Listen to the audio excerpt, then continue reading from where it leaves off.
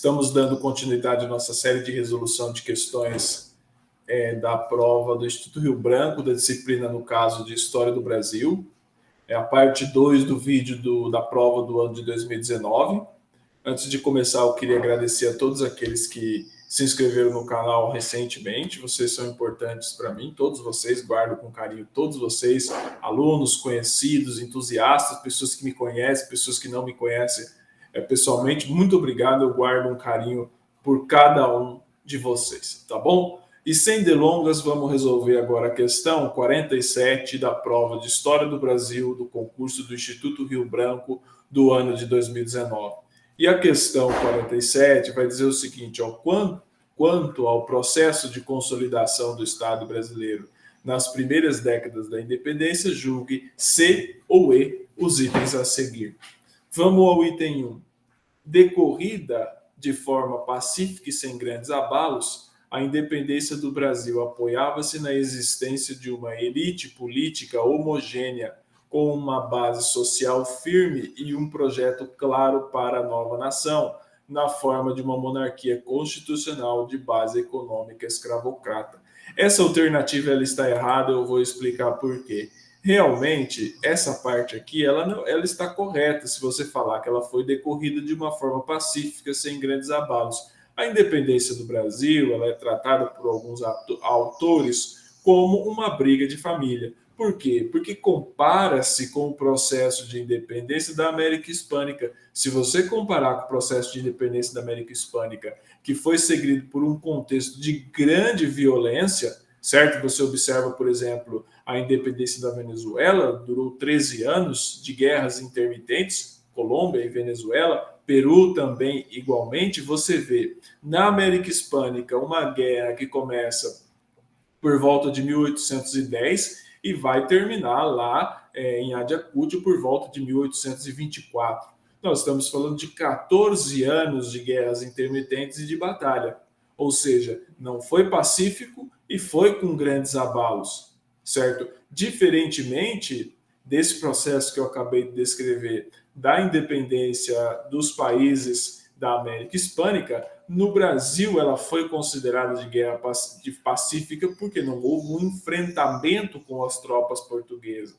Aí você pode falar, mas houve aquele conflito na Bahia, mas isolado, certo? O Brasil não entrou em guerra contra Portugal. E a independência não foi feita com grandes abalos. A estrutura da sociedade não foi modificada, nem o sistema político foi modificado. Continuamos com uma monarquia constitucional, certo? Mantivemos um príncipe que era sangue do príncipe europeu Dom João VI, que era filho do Dom João VI, na verdade, o Dom Pedro I. Então foi sem grandes abalos. Mas por que essa alternativa ela está errada? Porque ele fala que a independência do Brasil apoiava-se na existência de uma elite política homogênea, certo? Toda vez que você fala em Brasil e homogeneidade não combinam. O Brasil ele é por si só heterogêneo. E a elite política brasileira daquele período histórico ela era heterogênea. Certo? Quando você fala em ela ser heterogênea, não significa que você tinha uma luta de classes, uma elite que ela era progressista, anti-escravocrata, etc., e uma outra que ela era escravocrata, conservadora. Nós temos que fugir dessas análises binárias, certo? Por quê? Porque para você analisar a sociedade mais antiga no tempo histórico, você tem que pensar com os referenciais históricos daquele momento. Então você não pode reproduzir aquele momento histórico com os ideais de hoje, certo? Não era uma sociedade industrializada, ela era uma sociedade agrária escravocrata, certo? Também não tinha uma base social firme, certo? Era uma base social extremamente fraca, razão pela qual Dom Pedro I teve que abdicar, certo? O Dom Pedro I ele não abdicou apenas por conta do fato de que ele queria tomar o trono em Portugal. Houve problemas aqui também com a própria elite política, os portugueses que o rodeavam, ou seja, ele perdeu politicamente, perdeu apoio político, certo? Então não era uma base social firme e muito menos um projeto claro de nação. Se você for ver que a Constituição de 1824, os constituintes se reuniram e posteriormente Dom Pedro I ele fecha a Constituinte e impõe uma Constituição a seu bel prazer, isso não é projeto claro de nação. Mas havia uma monarquia constitucional com uma base econômica escravocrata, certo? Então, a monarquia constitucional com base na Constituição de 1824, certo? Portanto, na questão 47, o item 1 está errado.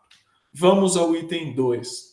O item 2 vai dizer o seguinte: a dissolução da Assembleia Constituinte por Dom Pedro I, no episódio conhecido como Noite da Agonia, que eu acabei de falar para vocês, foi motivada pelo impasse entre o imperador e a maioria dos constituintes, que buscavam limitar o poder executivo do monarca, ecoando como uma clara demonstração do poder do imperador e da influência dos burocratas que o cercavam, muitos deles portugueses. Esses atos discricionários do soberano alimentaram movimentos provinciais federativos e republicanos, cujo desdobramento mais candente foi a Confederação do Equador, proclamada pouco tempo depois da Constituição outorgada em 1824. Essa alternativa, ela está correta. De fato, ocorreu isso daí, ela está completamente correta, certo?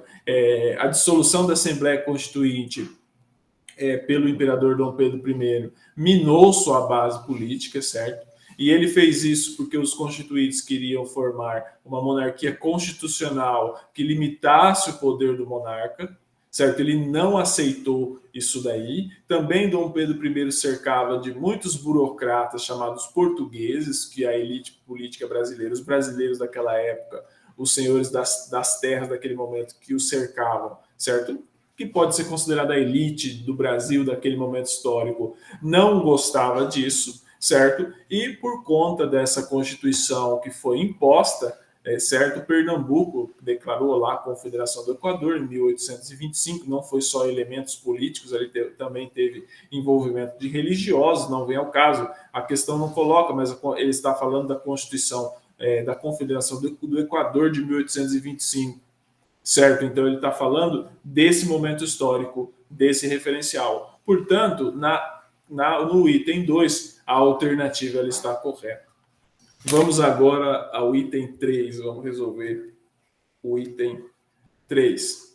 À luz da necessidade de renovação do Tratado de 1810, que caducava em 1825, o Reino Unido propôs-se a mediar as tratativas para o reconhecimento oficial da independência do Brasil por Portugal, tendo sido mesmo um inglês o representante de Portugal nas negociações dos respectivos termos finais. Se, para Portugal, a independência do Brasil foi negociada de uma perspectiva eminentemente política, para a Inglaterra, tratava-se em larga medida de uma oportunidade comercial, motivo porque esta impôs o fim do tráfico de escravos como uma das condições para o reconhecimento da independência brasileira. Essa alternativa ela está correta. Tomem cuidado, porque ela pode parecer que ela esteja incorreta, errada, mas ela está correta.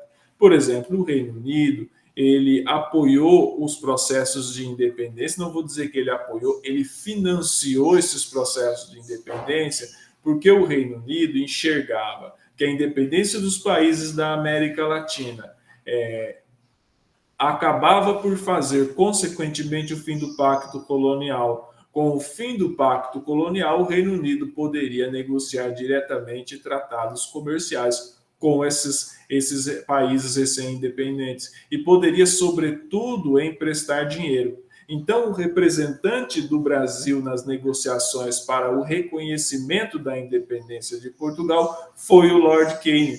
É verdade quando ele fala que as tratativas do reconhecimento oficial da independência do Brasil por Portugal, tendo sido mesmo o inglês o representante de Portugal nas negociações dos respectivos termos finais. Foi o inglês, foi o Lord Canning, por exemplo, você observa, está no livro do Rubens e Cooper, Diplomacia na Formação do Brasil. Ou seja, o papel ocupado pela Inglaterra nesse processo de independência, não apenas no processo de independência na questão da separação, mas do reconhecimento e do fato de emprestar recursos para a ex-colônia indenizar a ex-metrópole, certo? E também para o novo país estruturar suas bases político-administrativas, certo? Então, se para Portugal a independência do Brasil foi negociada por uma perspectiva eminentemente política, porque para Portugal era a perda de um território, para a Inglaterra tratava-se de uma oportunidade comercial, motivo porque se impôs o fim do tráfico de escravos como uma das condições para o reconhecimento da independência do Brasil. Tomem cuidado, candidatos, porque a Inglaterra ela condicionou sim o fim do tráfico de escravos para o reconhecimento da independência do Brasil. O que aconteceu é que o Brasil ele empurrou isso com a barriga. A Inglaterra, percebendo que o Brasil estava empurrando, estava enrolando ela, a Inglaterra impõe várias leis, como o Tratado de Aberdeen, por exemplo. Certo? Então, a Inglaterra força o Brasil a aceitar alguns tratados que limitam o tráfico de escravos e que declara navios que transportavam escravos como navios piratas passíveis de serem bombardeados pela marinha inglesa. Certo? Isso gerou vários incidentes diplomáticos. E muitos senhores de escravos, ou traficantes de escravos, na verdade, senhor é o que compra, o traficante é o que traz da África e revendia aqui na América. Ele passou, em diversos momentos, a contrabandear em navios que não aparentavam navios negreiros, certo? Mas o Brasil, ele aceitou, a Inglaterra, ela impôs ao Brasil o fim do tráfico de escravos como uma das condições para o reconhecimento da independência. E o Brasil, de certa forma, ele aceitou, mas foi empurrando com a barriga, foi empurrando com a barriga, e só foi abolir o tráfico de escravos bem depois, e abolir a escravidão apenas em 1888, uma marca na nossa história. Certo? Portanto, o item, na questão 47, o item 3 está correto. Agora vamos ao item 4. Apesar de certa desconfiança em vista da adoção do regime monárquico de governo, a independência do Brasil tardou poucos anos a ser reconhecida pelas repúblicas sul-americanas e pelos Estados Unidos. Também na África, a notícia foi recebida com entusiasmo por muitas lideranças locais, sendo a africana a primeira monarquia a reconhecer a independência do Brasil. Essa alternativa ela está correta, ela está completamente correta. Quem estuda, quem sabe que esse período histórico é que as repúblicas sul-americanas elas tinham uma desconfiança para com o Brasil, porque o Brasil continuou com o sistema monárquico. Lembre-se que nós temos na América Latina a fracassada experiência do Iturbe, a fracassada no México, a fracassada experiência do Maximiliano também no México, a sugestão dada pela elite da Gran Colômbia para que Bolívar se proclamasse rei, e a proposta do general San Martín de trazer um herdeiro, um príncipe europeu para reinar na América. Ou seja, a república, os regimes republicanos que foram instalados ali a partir do fim do Império Hispânico, né, eram repúblicas desconfiadas com o regime monárquico, certo? E que é uma monarquia para eles aqui não lhes era interessante. Entretanto, o Brasil era uma monarquia independente, então eles reconheceram diplomaticamente, certo? No tocante à África, né, também foi recebida com entusiasmo por lideranças locais, porque o Brasil ele tinha uma interação muito grande com as colônias africanas. Muitas vezes o português ele não vinha direto para o Brasil, ele passava pela costa africana, por Angola, lá ali na região de Luanda, né, onde hoje é Angola, e vinha para o Brasil. E muitos dos escravos que vieram para o Brasil vieram dessa região. Não todos, obviamente, mas ali aquela costa atlântica da África era ali onde os senhores, os traficantes de escravos buscavam os escravos para trazer para o Brasil. Ou seja, tinha uma ligação muito forte entre o Brasil e a África, ligação que se perdura até hoje, por mais que uma certa historiografia ou uma certa visão de Brasil calcada no senso comum queira negar essa ligação do Brasil com a África, essa ligação do Brasil com a África é inevitável. Então você tem uma África que recebeu com entusiasmo a independência do Brasil, porque eles imaginaram na independência do Brasil uma oportunidade para eles também conseguirem a sua própria independência. Certo? Na questão 47, então, recapitulando, o item 1 está errado, o item 2 está correto, o item 3 está correto e o item 4 também está correto. Vamos à questão 48. Questão 48 vai trazer o seguinte enunciado de contextualização. Considerando a política externa brasileira no período conhecido como República Velha, julgue certo ou errado os itens a seguir. Vamos ler o item 1. A primeira negociação chefiada pelo Barão do Rio Branco em tema de fronteiras, a controvérsia com a Argentina na região de Palmas, foi resolvida de maneira favorável ao pleito brasileiro, por meio da arbitragem do presidente norte-americano Grover Cleveland. Essa alternativa ela está correta. A gestão do Barão do Rio Branco, à frente do Ministério de Negócios Estrangeiros Brasileiros, durou 10 anos. Foi de 1902 a 1912, quando o Barão morre.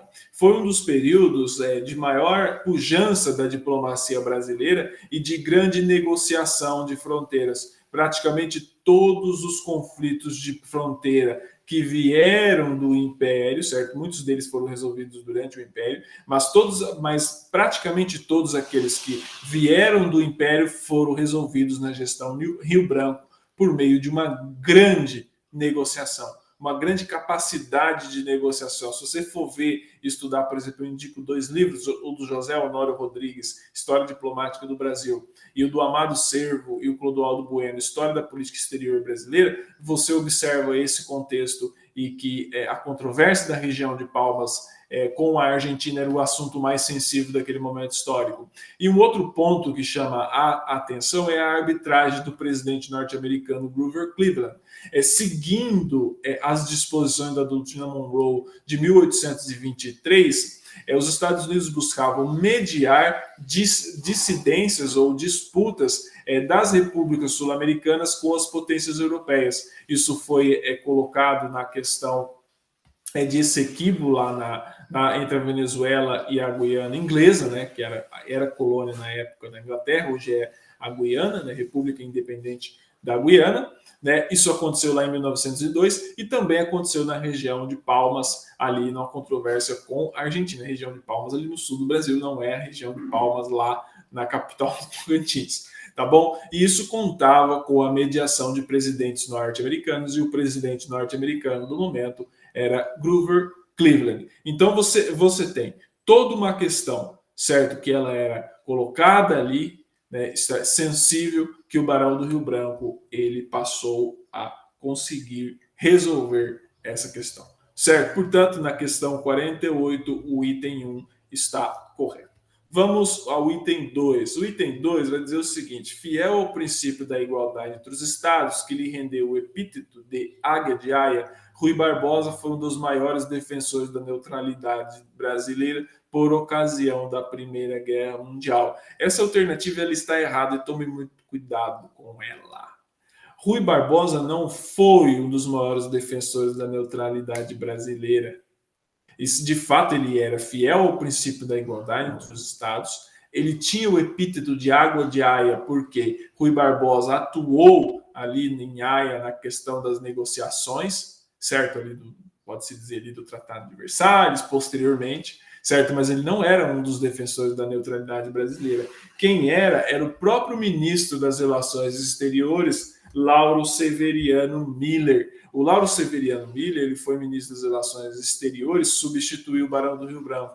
O Barão morre em 1912, deixando um grande legado, muito prestígio na época, né, na elite política da época, e ele substituiu o Barão do Rio Branco. E o Lauro Severiano Miller, ele era militar, engenheiro, diplomata, ele era um homem muito inteligente, um homem muito versado, mas ele tinha origens alemãs. E ele queria a neutralidade porque ele não aceitava que o Brasil entrasse numa guerra contra o Império Alemão, razão pela qual ele pede demissão do cargo. Ele chega a deixar o cargo por conta disso. Certo? Um dos motivos, na verdade. Então, ele era contra a entrada do Brasil na Primeira Guerra Mundial, ao lado dos Estados Unidos, sendo que o Brasil entrou na Primeira Guerra Mundial ao lado dos Estados Unidos, não foi enviando tropas como a FEB na Segunda Guerra, tá bom?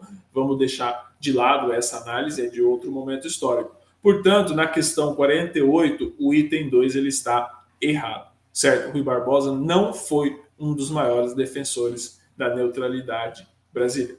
Vamos ao item 3. O torpedeamento de navios brasileiros por submarinos alemães levou o Congresso brasileiro a reconhecer o estado de guerra iniciado pelo Império Alemão e a estabelecer represálias.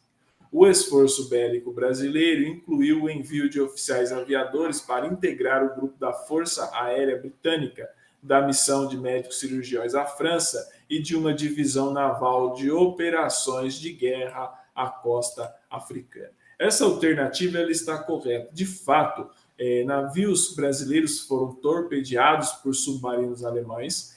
Isso fez com que o Congresso brasileiro, ainda reticente em tomar uma posição, reconhecesse o estado de guerra, certo, contra o Império Alemão e que estabelecesse represálias. E o esforço bélico brasileiro, diferente do que ocorreu na Segunda Guerra Mundial, em outro contexto histórico, certo, incluiu o envio de oficiais aviadores para entregar o grupo da Real Força Aérea Britânica. Lembrando que o Brasil não tinha uma força aérea naquela época.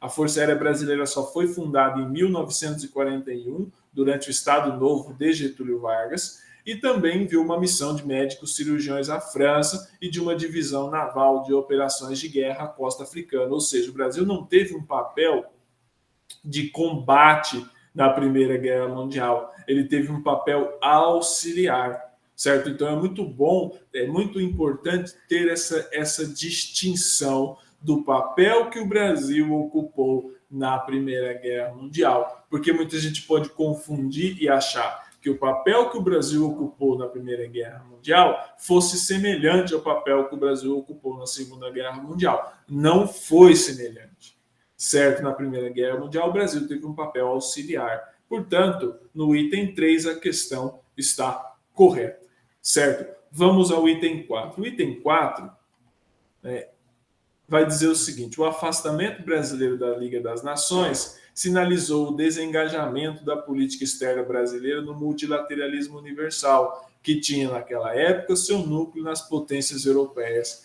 A reorientação da política externa brasileira foi estimulada pelo governo norte-americano, que almejava estabelecer uma entente Brasil-Estados Unidos assentada no compartilhamento de uma retórica pan-americana. Essa alternativa está errada, ela está totalmente fora de contexto. Realmente, o Brasil integra a Liga das Nações, certo?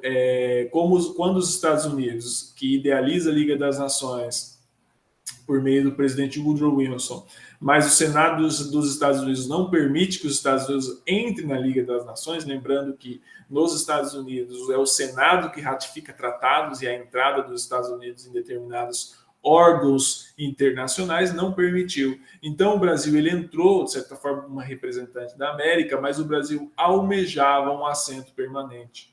Quando esse assento permanente não veio, ele foi dado à Alemanha, certo? A Alemanha de Weimar, posteriormente a Alemanha do Terceiro Reich, mas não vem ao caso, deu a República de Weimar, a Alemanha de Weimar, certo? O Brasil se enfurece e deixa a Liga das Nações, certo? Mas o Brasil ele não abandonou o multilateralismo. O Brasil sempre adotou uma política externa de privilegiar o multilateralismo, certo? E mais ou menos dependendo do momento histórico, certo? E não houve uma reorientação estimulada pelo governo norte-americano, certo? Essa questão do pan-americanismo, que está falando aqui embaixo, muito menos, ela é algo do pós-Segunda Guerra Mundial. E a Liga das Nações, ela é do entre-guerras, certo? Aquele período bem difícil entre a Primeira Guerra Mundial e a Segunda Guerra Mundial, um período histórico que vai de 1918 a 1939, um período de ascensão do nazifascismo, certo? De crescente intolerância que levou o mundo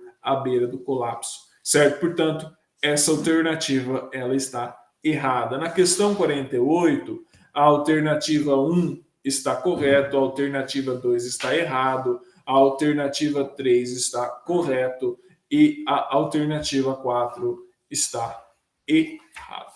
Vamos à questão 49, vamos chegando aí na nossa última questão a ser resolvida no vídeo de hoje. A questão 49, ela vai dizer o seguinte, ó.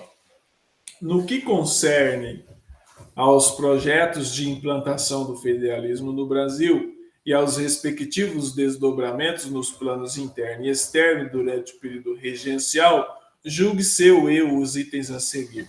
Vamos lá. Item 1. Apesar da grande diferença nos regimes de governo do Brasil e dos Estados Unidos, fórmulas liberais norte-americanas para temas como federalismo, republicanismo, imigração e comércio encontravam eco no parlamento brasileiro. O período das regências, especialmente após a passagem do Ato Adicional de 1834, inaugurou um novo arranjo político no Brasil em que os princípios republicanos norte-americanos já não pareciam confrontar tão abertamente aos da monarquia constitucional brasileira. Esse item está correto e tomem cuidado, ele está correto, eu vou explicar por quê. De fato, existia uma grande diferença entre os regimes de governo do Brasil e dos Estados Unidos durante o Império, o primeiro reinado, a regência, o segundo reinado, certo? Mas fórmulas liberais norte-americanas eram aventadas no Brasil, sobretudo por um certo setor que encontrava eco no parlamento brasileiro. O Brasil ele não vivia nesse regime, nesse momento histórico, uma total proibição de falar de república.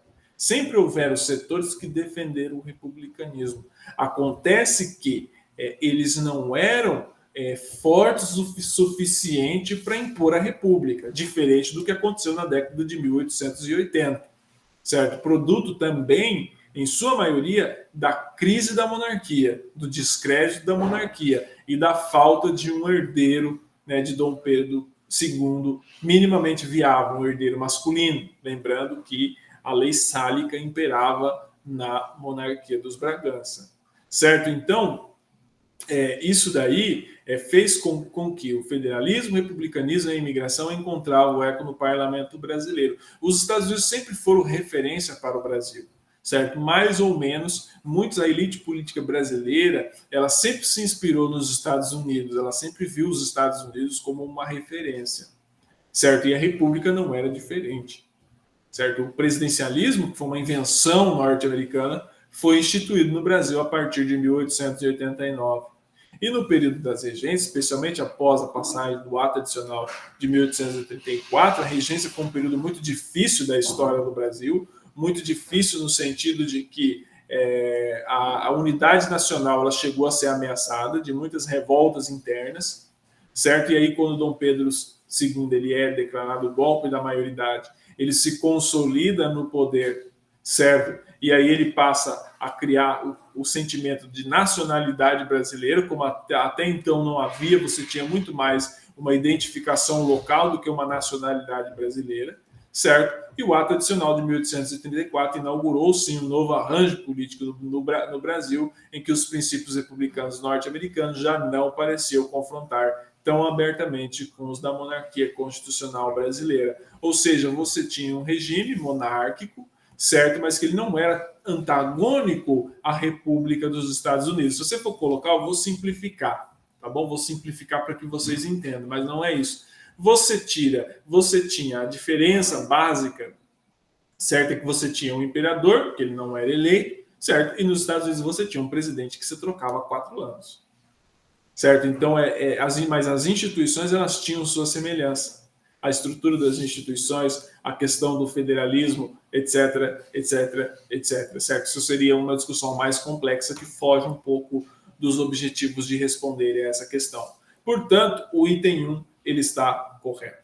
Vamos ao item 2. A revolta dos cabanos congregava diferentes grupos sociais insatisfeitos com a abdicação de Dom Pedro I e com a apatia dos primeiros meses de governo regencial. Em vista desse contexto de inquietação das elites provinciais, o Senado aprovou o Ato Adicional de 1834, que revisava a Constituição de 1824, reforçando os mecanismos de atuação do Poder Executivo por meio da criação do Conselho de Estado, da eleição do regime do regente único e do reforço do papel dos presidentes provinciais eleitos indiretamente pelas assembleias provinciais. Essa alternativa ela está errada, ela está incorreta. E aonde que ela está o seu erro, certo? Está aqui no começo. Quando ele define que a revolta dos cabanos congregava diferentes grupos sociais insatisfeitos com a abdicação de Dom Pedro I e com a apatia dos primeiros meses de governo regencial. A revolta dos cabanos ocorreu ali na província do Grão-Pará entre 1835 e 1840, ela durou mais ou menos ali 5 anos, mas ela não foi motivada, certo, por grupos sociais insatisfeitos da abdicação de Dom Pedro I. Você pode até dizer que coincidiu esse momento, certo? Dom Pedro abdica ali por volta de 1831. Coincidiu mais ou menos com esse momento histórico, certo? Mas a grande reclamação, o descontentamento, melhor dizendo, a causa era a extrema pobreza da região e o abandono que eles sentiam do Rio de Janeiro. Por quê? Porque o Rio de Janeiro era muito longe, né? Se você for pensar, nós estamos falando de uma sociedade, você não tinha uma estrada que saía do Rio de Janeiro e ia até Belém, você tinha que ir por mar, certo? E ficava praticamente metade do caminho do que ir para Portugal. Então, setores ali da sociedade, setores, diria que até populares, né? Em descontente com a extrema pobreza, se revoltaram, certo? Então, essa parte é que está errada, essa que é a parte que está anulando a questão, lembrando que provas do Instituto Rio Branco, elas são assim, é apenas uma parte do item que anula a questão, você tem que achar o erro, onde está o erro na questão, certo? Portanto, na questão 2, a alternativa está errada. Vamos ao item 3. O reconhecimento das independências da República do Piratini e, de maneira mais efêmera, da República Juliana pelos governos da Argentina, do Uruguai, do Paraguai e da Itália constitui elemento evidente da capacidade de articulação interna e externa dos grupos envolvidos na Revolução Farroupilha. Para debelar a revolta, e o governo imperial viu-se forçado, no plano interno, a fazer uma série de concessões aos líderes da Revolução, e no plano externo, a desenvolver uma política mais agressiva contra o governo de Juan Manuel Rosas, que apoiava os insurgentes farroupilhas. Essa alternativa ela está errada. E onde que está o erro? O erro está aqui nessa primeira parte. Realmente, a Revolução Farroupilha, você pode falar que foi basicamente um período de praticamente 10 anos, entre 1835 e 1845, se não estou enganado com a data correta, certo? Ele não foi reconhecido pelos governos da Argentina, do Uruguai, do Paraguai e da Itália. Realmente você tinha o Juan Manuel Rosas apoiando os insurgentes farroupilhas muito mais para enfraquecer politicamente o Brasil, certo? Para que uma guerra civil pudesse enfraquecer o Brasil, você tinha setores ali mas você não tinha o apoio do governo oficial do Uruguai, você não tinha o apoio do governo do Paraguai, muito menos da Itália. Você pode confundir achando que pelo fato do Garibaldi ter lutado ao lado dos revoltosos farroupilhas, pode dar a impressão de que ele agia a mando do governo italiano, mas ele não agia a mando do governo italiano, nem existia Itália naquele momento histórico. Né? A Itália vai ser unificada ali em 1860 com o Garibaldi, por meio das lutas em que o Garibaldi participa. E o Garibaldi nasceu em Nice, né? Ele não era italiano, ele nasceu em Nice, que é na França. Mas ele participa. Só que, por outro lado, essa parte aqui está correta. Para debelar a revolta, o governo imperial viu-se forçado, no plano interno, a fazer uma série de concessões aos líderes da Revolução e, no plano externo, a desenvolver uma política mais agressiva contra o governo de Juan Manuel Rosas. Por quê? Porque o Brasil ele viu que o Rosas, apoiando os insurgentes farroupilhas, certo? Ele passava a criar problemas para o Império. Certo? Quando você fala, realmente teve a perda militar, certo? Os revoltosos farroupilhas eles foram derrotados militarmente pelas tropas ali do Duque de Caxias. Os gaúchos não gostam que eu falo isso, mas eles foram militarmente derrotados, certo? Só que, como o Brasil ele tem uma tradição, os seus governos, de negociação nesses tipos de revolta, você vê que em praticamente todas elas, revoltas que tiveram uma clara participação da elite, elas foram moldadas, seguidas após a derrota militar por uma seguida concessão, certo? Por uma articulação política, lembrando que a guerra ela só termina quando os políticos querem, isso daí a história demonstra largamente que quem faz as guerras são os políticos, eles começam e eles terminam. Tá? A questão militar ela só é usada para você forçar o inimigo a negociar politicamente com você, tá bom? Então não fica achando que a guerra é só uma questão militar, ela não é, tem toda uma ciência sobre isso, mas o interessante para nós é que na questão 49, o item 3 ele está errado. Certo? Vamos ao item 4. O item 4 vai dizer o seguinte: estimulada pelo Partido Liberal e com o apoio do Clube da Maioridade, a antecipação da maioridade legal de Dom Pedro II contava com o apoio dos próprios governistas conservadores. A instabilidade do sistema eletivo das regências e a inquietação diante das várias rebeliões provinciais levaram a um consenso entre a elite política a respeito da necessidade de se recorrer à figura monárquica para apaziguar a nação. Essa alternativa ela está correta, completamente correta, está em linha com o que diz a historiografia. O período, chamado de período da regência regencial, entre 1831, quando Dom Pedro I abdica, e 1840, quando eles dão o golpe da maioridade, decretando a maioridade de Dom Pedro II, então com 15 anos, foi um período extremamente conturbado da história brasileira, em que a elite política dirigente entendia que a unidade do país estava comprometida. E, de fato, ela estava comprometida, você tinha inúmeras revoltas pelo Brasil, certo? Que foram praticamente todas elas, vou dizer, todas elas foram sufocadas naquele período histórico, mas para apaziguar o Brasil, tinha que se recorrer à figura monárquica. Qual era o único vínculo entre as províncias, a única figura de identificação entre as províncias? Eram províncias muito díspares, muito distantes e culturalmente muito diferentes. Já existiam culturas regionais diferentes no Brasil, naquele momento histórico, cuja figura que ligava era a figura da monarquia, a figura do monarca. E durante o período regencial, a monarquia, a coroa, estava sem cabeça. Então, basicamente, a elite política ela decidiu, certo, recorrer à figura monarca para apaziguar a nação. E isso deu certo.